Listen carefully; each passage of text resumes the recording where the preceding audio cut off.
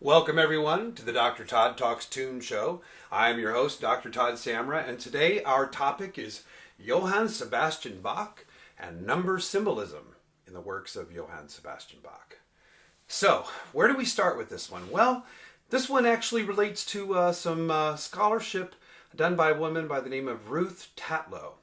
And Ruth Tatlow did a bunch of actually academic work on this subject to kind of at first, I think, to try to dispel some of it, to try to maybe, it was just gimmicks and it's just talk and rumor, but to try to put something real to it. And she found a lot of interesting things. And one of the things she did is she went back and discovered documents that would have been available to Bach during his lifetime. So he lived 1685 to 1750. So things he would have been aware of. And she came across some writings of a German philosopher, theologian.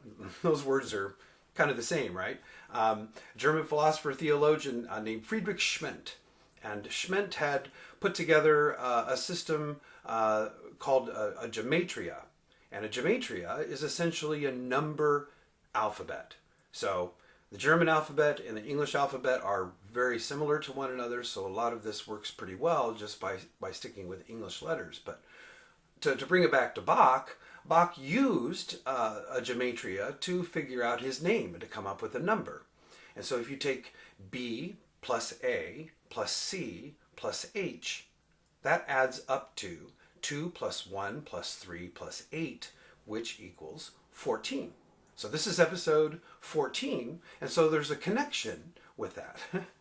So if you're like, oh, it sounds like hogwash, I don't know, give me an example. All right, here we go. Kyrie eleison, eleison. That's 14. You're like, well, is that an accident? Well, no, it's not an accident, actually. I think it was very purposeful. And if you think about the Mass in B minor, this is this huge crowning achievement, in his life. It's something he wanted to be remembered by. So late in his life, he put together the musical offering, and he put together the Mass in B minor to try to be remembered. That's why it's in Latin. So I think he's definitely not putting things in there by accident. And we look to Mozart, and we look at the table music for two, which is called The Mirror, which I invite you to Google that, actually. It's a fascinating piece of sheet music that you basically lie on a table, and one violinist plays this way, and the other violinist plays the other way. And it's a palindrome. So it's musical math, if you will. It's definitely math, because he had to figure out the harmonic relationships of the counterpoint between these two parts, work them all out in his head, we'll get to that in a minute, and then basically write them on paper. So also looking at the Mass in B minor, we see the number 3. This is an obvious number to use symbolically because it represents the Trinity, the Father, the Son, and the Holy Spirit. And so we see that number come up a lot. And if we look at the Mass in B minor, we look at the structure of the movements that make up the Creed section, the Nicene Creed section. And we see 9 movements, and 9 is 3 times 3. And within that 9, we see them divided into 3 sections of 3. And of course, in the most central 3 section, we have the Crucifixus and the Et Resurrexit right at the heart of it. So that's all meaningful. And we know that Bach used symmetry to organize movements before, very early in his life, when he wrote Cantata 4, Kreislag and Todesbanden. Those movements are lined up symmetrically based on, basically choir, duet, soloist, chorus, soloist, duet, chorus at the end. So kind of has this overall sort of structure to it that is symmetrical. So we see Bach using movements to arrange things in a particular way, like he had before. But we see it here in relation to the number 3. Well, people are also like, what about the B plus A plus C plus H? B would start at B flat. But this motive, the B plus A plus C plus H, because in German, B is B flat and H is B natural. Just go with it. And so Bach could spell his name out. Well, that's a representation of the notes symbolically, of the pitches, not necessarily of numbers per se. So we're trying to focus more on just the numbers. And there's a lot of information out there I mean, a lot of Bach scholars have written about this. This kind of goes beyond the standard Christoph Wolff writings of Bach, which, all praise be to Herr Wolff. No disrespect at all. But this goes a little bit deeper. So Robert Marshall, Eric Chafee are some of the other authors that have written about this. But back to a little bit about Ruth Tatlow and her number, the riddle of the number alphabet in Bach's music. She started really by looking at proportions, numbers of measures in a piece of music and how these things relate. And of course, she found patterns there. And we could relate things to the golden mean. And if you're like, well, wait a minute. How did he write a piece of music and have an understanding of the number of measures? And really, what we have to do is go back in time and look how music was composed during the Baroque era.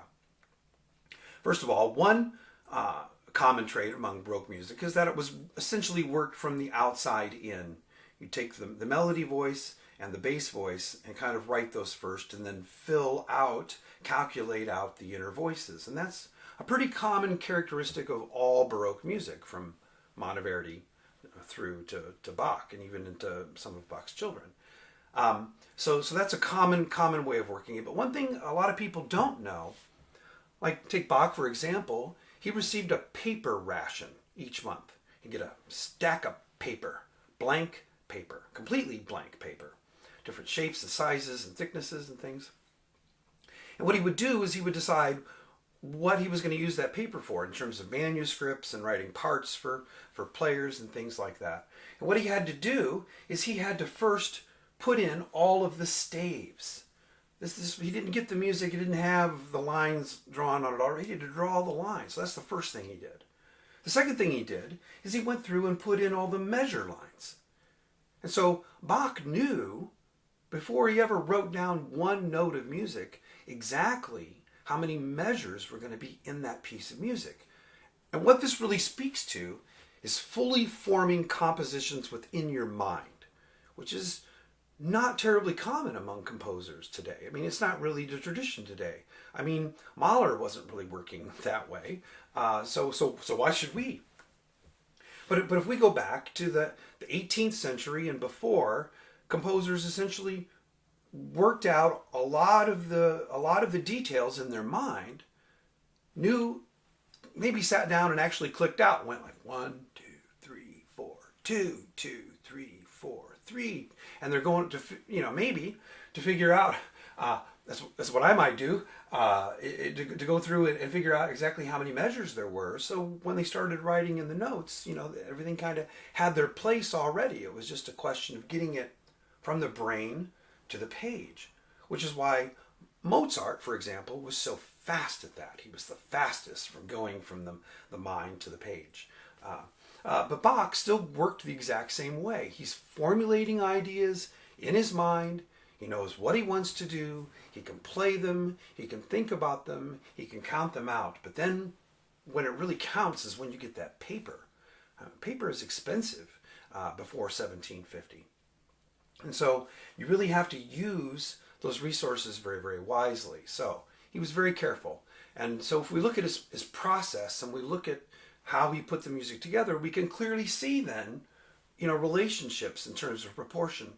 1 to 2 proportions, 3 to 2 proportions, Fibonacci related proportions. There's all kinds of interesting relationships there in the music.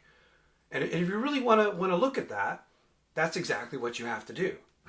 You have to actually look at it. A lot of this is derived from score study, sitting with pencils and all different colors of pencils and having, working out calculations and doing, working that way. This isn't necessarily audible. So you're like, well, why would he do this? And my conclusion was that he did this as a silent form of devotion or prayer to God. Bach was a devout Christian man and lived a very pious life. And he was also this great genius. He's living, a little bit after the age of Isaac Newton, and he's this great genius. And so I think he's putting all of this information in the music because God knew it was there. And so us discovering it is kind of maybe just a byproduct of our own curiosity. I think really Bach never cared whether we discovered these mathematical proportions or relationships in his music at all. For him, it was a way of using his brain and energy to write music for the praise of God. Back then, in Bach's age, you very much lived by the idea you give your best to God. And Bach very much worked that way. He wrote his finest, craftiest, most meaningful compositions for use in the church, for sacred use. So having these relationships in the music, these proportions, these numbers in the music, to me is a way of giving praise and giving thanks to God in a very meaningful way that was meaningful for him. Next week, we are going to look at the music of Barry Gibb. Actually, we have a special episode in between. There's actually going to be a live. I hope you all enjoy that. But then after that, the next episode is going to be related to Barry Gibb. And we're going to shift gears kind of with our Elements of Composition episode and really do an episode much more like the Elton John and Here's Four Songs episode. Well, we're kind of going to do that. Here's Barry Gibb and here's four songs. But we're going to talk about him as a great melody maker, a melodist. Thanks for tuning in today. So appreciative, everyone. Thanks for joining us on Dr. Todd Talks Tunes, and we'll see you again next time.